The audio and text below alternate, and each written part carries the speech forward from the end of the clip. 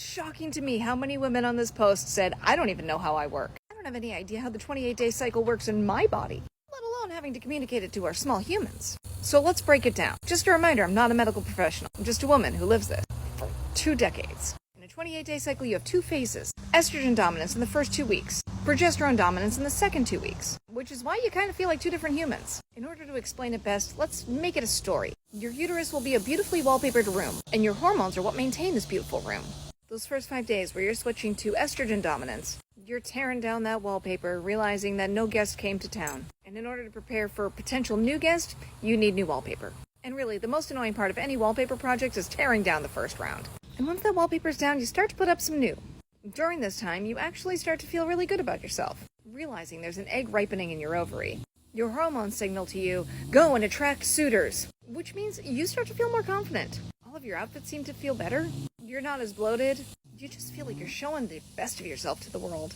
Even so much that you feel more confident in your decisions. And right around day 14, that egg drops, to which your hormones are like, it's go time, and your body switches over from being estrogen dominant to progesterone dominant. Now, it's not instant. It's more of a slow up and a slow down on both sides. And that progesterone's sitting there waiting, hoping that a guest arrives. Now, if an egg is fertilized, it's going to go in there and it's going to find that beautiful wallpaper and say, I'm going to make a home here. We can grow a human. We can grow a temporary whole organ that will sustain life for 40 weeks. And if that's the case, you're going to stay progesterone dominant that whole time.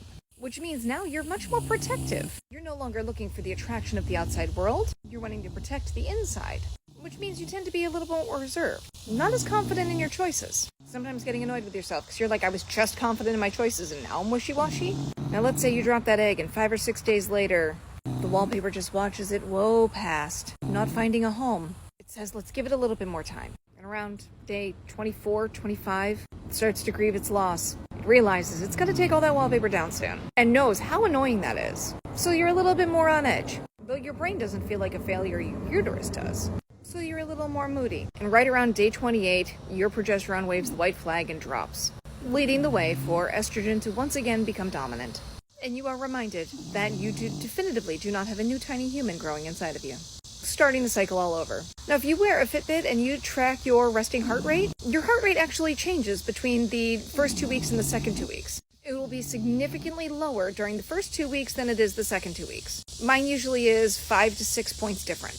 Which means when I see my heart rate plummet, I know that wallpaper's coming down. And I know when I see my heart rate go up a few points, I have dropped an egg. I teach my girls how to track this long before their cycles even start, just so they know where to start.